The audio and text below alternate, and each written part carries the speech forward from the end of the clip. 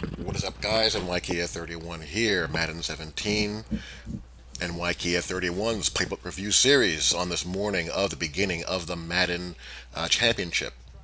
With the Madden Championship going on, I'm going to have a few Madden videos coming out today. But in this one, we're going to be reviewing the Raiders Playbook. It's the Raiders' turn to go under my microscope. I'm going to show you a couple of games with how this playbook plays and how I like to play with it, my little comfort level with it. Right away, you're going to see I'm using a lot of orbit and tail motion. That's what I like to do out of these spread playbooks. Um, this playbook is a lot like Miami's in the fact that it's a clearly a college-style spread playbook with the zone read inside the zone, the bubble screens, the swing screens, and all that good stuff. But you may be wondering, why do I have the San Francisco playbook, which is pure spread, pure college style spread, ranked as the dead last playbook in the game, and I have the Dolphins playbook ranked in the top half of playbooks in the game? Well, the reason is simple. At the time I was doing the review, I didn't realize a couple of things. Well, the big thing I didn't realize is that it's more effective against the meta of the way people want to play defense, DB strike 2, nickel blitz 2, than I thought it was, because of the fact that the halfback offset and halfback wing wing formations, they actually do a good job on picking up those slot defensive back blitzers. The screen game, the wide receiver screen game, the bubble screen, the halfback swing screen, and the orbit screen is also excellent against those defenses. And the Dolphins, the Raiders, and the Niners playbook have those in abundance. As long as you don't get those funky animations where the receiver has to reach back, and sometimes you get them on a rat catch, a user rat catch animation, you can make some good things happen. Play action also helps a lot against those slot corner blitzers, as I get Devonta Adams there, and he skies for it. But the reason why I had the Dolphins playbook so far ahead of the Niners is that you also have the flexibility of going under center when you need to or have to. Now, here's what I was talking about. For some reason, the shotgun sets where the halfback is offset and not in line, they do a better job of picking up the nickel blitzer. You see right there, picked them up just fine. I don't know why that is. Probably a programming quirk that no one foresaw happening. But anyhow, going back to what I was saying, you have the flexibility of going under center. I get fortunate there. You have the flexibility of going under center in the Dolphins playbook, and also in this one for when you need to or have to. Because sometimes you're going to play a guy who has your spread sets, even if you're doing offset, because really those are the only spread sets that really can block that corner without having to just completely bastardize what you want to do to such a high degree that you're kind of handcuffed.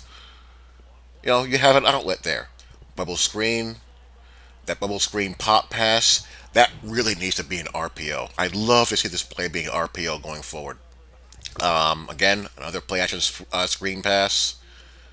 I get really nice blocking, but occasionally you get animations like that. I don't know why in the world a possession catch animation would trigger in that situation. So I think a good way to go is to just user rat catch those things as much as you possibly can, so you don't run the risk of getting those bad catch animations. But other than that, the screen game is pretty solid. Here's another game here. Again, I live in these offset and shotgun wing sets where you have the back offset and or the tight end in a wing to pick up the slot blitzers. Screen again. This time the receiver whiffs on it. The screens where you have either one slot guy or one tight end going out to block are by far the worst ones. Nickel blitz 2, block and release. It's picked up again, offset. They pick it up, but I get a bad throw. Right read, bad throw. That's all that was. But again, nickel blitz 2 was picked up just on default. Default block and release. Offside alignment, the back picks him up. I don't know why, but in line they don't. In line they go inside before looking out. Offset, they look edge more. It's really strange, but you know, thankfully, that's the case because this playbook would be unrunnable without it. This is also a good playbook for like a two-headed running back tandem. Jamal Charles, this is the award winner. Jamal Charles doesn't really fit the meta of the game. Elusive backs are much harder to run with this year than power backs, but there's a lot of routes in here for the back to run out of the backfield, and you can run the inside zone with the power back and do just fine. Or if you have a back that can do both, run with power or catch the ball, he can be a really, really big asset in this offense. Here I actually get Jamal Charles into space and I get a nice juke animation where I make a guy whiff. It's so hard to get these elusive backs into space where they can actually do those moves. They don't do a very good job of negotiating traffic in my experience. Here is the worst zone read in the game. Again, if this was an RPO, it'd be great. But this zone read here out of the wide trips offset, the slot receiver, instead of blocking, he does a bubble. He does bubble action.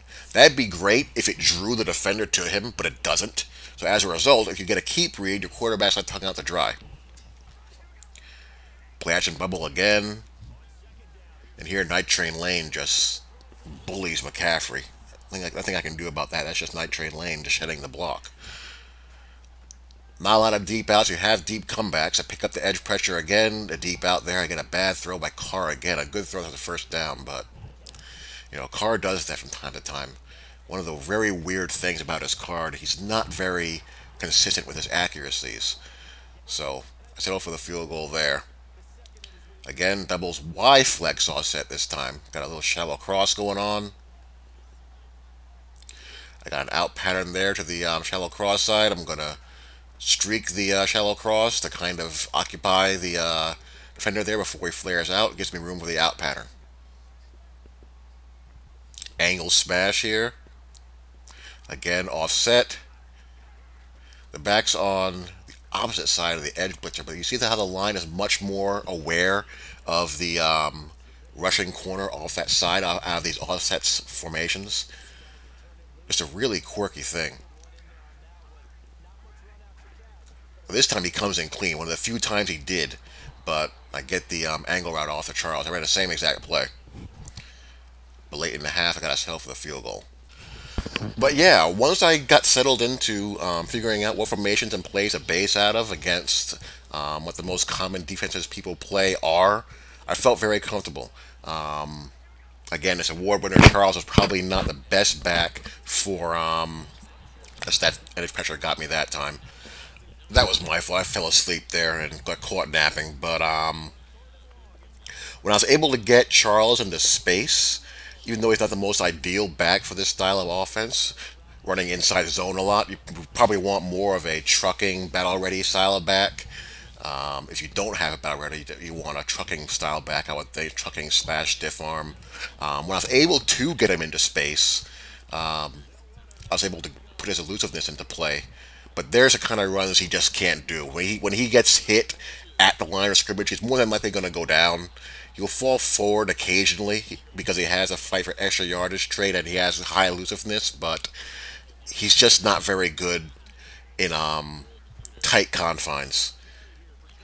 Nice run here. Those are the kind of things that Jamal Charles can do once he gets past the line of scrimmage. He can get those extra yards with those nice animations you get with guys who have high elusive ratings and fight for extra yardage trait.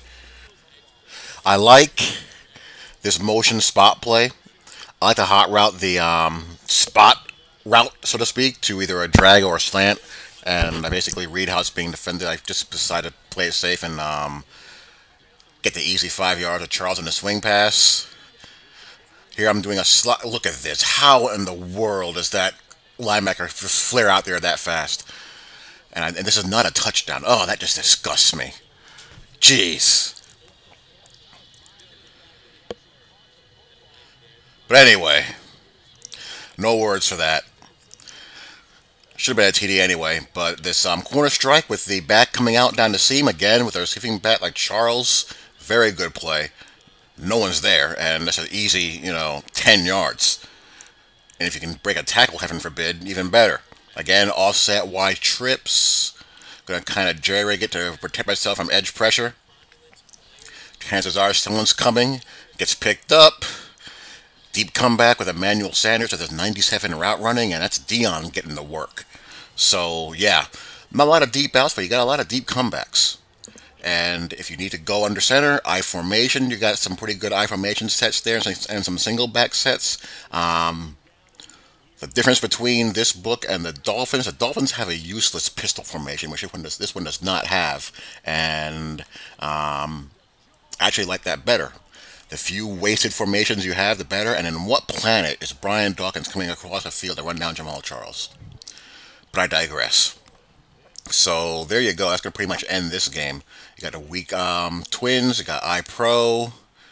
You got a couple of single back formations. I'm going to run I form power again just to kind of run this clock out.